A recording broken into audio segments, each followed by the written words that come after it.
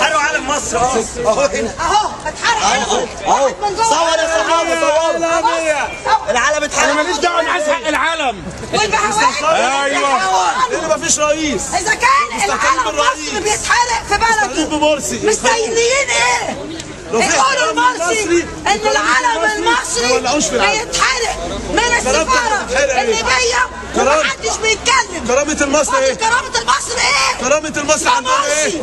كرامة المصري ايه؟ دلوقتي حرقوا العلم المصري بتاعه. لازم السفارة الليبية كلها لازم تاخد السفير الليبي. والله في يا ليبيا بجازمة يا ليبيا بجازمة يا ليبيا بجازمة امبارح بالليل بان واحد من الرهاين ليبيا خطفتهم، يعني اتعرض للتعذيب لغايه ما فارق الحياه ومات في مستشفى من مستشفيات طرابلس.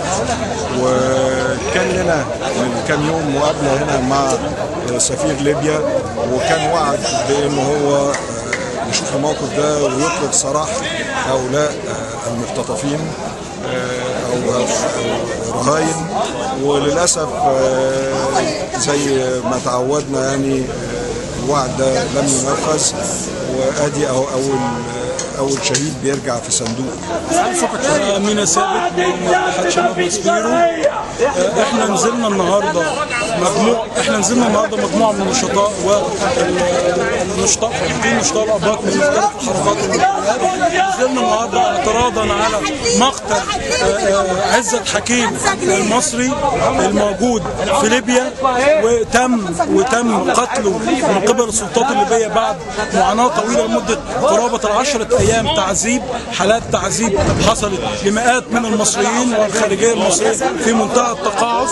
احنا النهارده نزلنا علشان نقف قصاد السفاره الليبيه ونقول مصر مش هتسيبكم تدوسوا على اولادها بره. اذا كانت السلطات المصريه مقصره في حقها، فالشعب المصري مش هيسيب ابنائه، مش هيسيب اولاده بره او في اي حته يتبهدلوا او يقتلوا بدون اي محاسبه او بدون اي من يعاقب المجرم اللي عمل كده. في جرائم ضد الانسانيه ارتكبت، جرائم تعذيب دون اي ذنب يذكر، حتى لو كانوا مجرمين او حتى لو كانوا ارتكبوا اي ذنب اذا يقدموا للقضاء، لكن هم لم يرتكبوا اي ذنب ولم يرتكبوا اي جرم سوى انهم مسيحيين. اذا هنالك يعني قتل على الهويه الدينيه، وده جريمه ضد الانسانيه يعاقب عليها القانون الدولي قبل اي قانون محلي. فاحنا هنا بنطالب بمعاقبه المسؤولين عن هذه الجريمه البشعه، بنطالب بتامين رجوع المسيحيين الموجودين في ليبيا واللي ما زالوا عرضة للخطر، بنطالب بتعويضهم وتعويض زيهم انهم فقدوا مصدر رزقهم هناك. بنطالب بمعاقبة المقصرين في حق المصريين وفي حق الشعب المصري وفي حق المسيحيين اللي قتلوا هناك في ليبيا وعذبوا ولم تنتفض لهم السفارة المصرية، في ظل ان احنا امامنا تجربة مشابهة في القبض، مش تعذيب، القبض على مجموعة من تم اتهامهم بأنهم ينتمون إلى منظمة إرهابية، ولكن هذه المنظمة كانت لها صلة وثيقة بجماعة الإخوان المسلمين اللي بتحكم الآن مصر، فانتفضت لها كل الخارجية المصرية، ولكن لم تنتفض للمصريين المسيحيين الموجودين. طرد الأقباط من العامرية في اسكندرية ومن دهشور ومن كل حتة في مصر، وفي نفس الوقت اعتقالهم في ليبيا، كله ده اضطهاد ممنهج. وانا شايفاه ان اللي ورا الاضطهاد ده الدكتور محمد مرسي، لان هو اللي ساكت على الاضطهاد ده وراضي بيه، وبنقول له ان كل الاقباط بيقولوا لك ارحل يا مرسي. انا اسمي رامي نجاح نجيب، ماشي، من ابن خالي عماد صديق، ماشي، وفي نفس الوقت هو جوز اختي، معاه 3 ولاد هناك ومراته.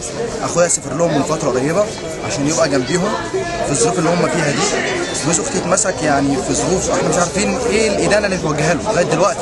مفيش اي ادانه، مفيش حد بيتمسك بكتابه او انجيله، ماشي، اللي هو بيتعبد فيه ويقول ويتوجه له تهمه. مش احنا دلوقتي بنتكلم في ايه؟ عاوزين نخرجه. عايزين اي حد يساعدنا، عايزين نوصل لاي معلومات عنه. دلوقتي كان في واحد صاحبه معاه موجود معاه نفس التهمه ماشي، اللي هي ده انا غلط عشان رقمه كان موجود على التليفون، حد خدوه زي امن الدوله لما كانت بتعمل هنا زمان، خدوه. دلوقتي واحد معاه مات امبارح، عزت وانت عارفه كويس وانا عارفه، ده مات امبارح مجرد ان هو زميل ليه. دلوقتي احنا هنلاقوا مصيره فين دلوقتي؟ طبعا احنا واقفين النهارده عشان نعبر عن غضبنا ونعبر عن استيائنا من الحكومه الليبيه اللي سايبه هذه المجازر تتم. قمنا طبعا باصدار بيان وطالبنا وزاره الخارجيه بانها تتولى هذا الملف وبجديه. لغايه دلوقتي ما فيش استجابه لكن ده ما هو الا يعني حلقه في مسلسل طويل اللي فيها كرامه المصريين في الخارج بتتعرض الى الاهانه، وبتتعرض في دول من الدول المجاوره الكثيره الى التعذيب والى سوء المعامله. وللاسف الحكومات المتوليه في مصر مش ملتفته لهذا ولا تحمي كرامه المصريين. اللي بلغنا ان هم اقباط، بس يعني هم قبل ما يكونوا اقباط فهم مصريين، وبالتالي ما يصيب اي مصري بصرف النظر عن عقيدته او لونه فهو بيصيب كل مصري. وده برضو يعني حاجه النهارده بنستغرب لها جدا، ان الحكومه المصريه ووزاره الخارجيه المصريه والرئيس المصري النهارده لم يحركوا النهارده ساكنا علشان يرجعوا الناس دي كمصريين. النهارده المفروض ان حكومتنا تحمي المصريين سواء داخل او خارج البلاد.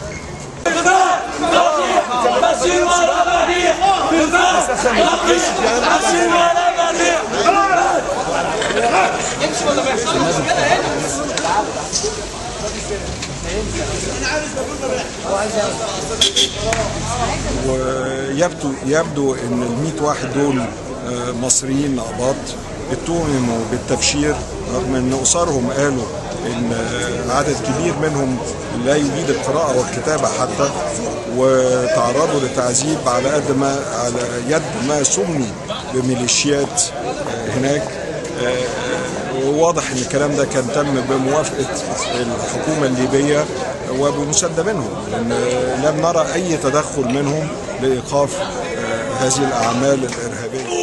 اخويا عزت مات مقتول، اخويا عزت مات مقتول، اخويا عزت مات مقتول، وحكم المرشد المسؤول، وحكم المرشد المسؤول، حكم المرشد المسؤول، حكم المرشد المسؤول، حكم المرشد المسؤول، حكم المرشد المسؤول. 1 2 حق الاتفاق، 1 2 حق الاتفاق، 1 2 حق الاتفاق.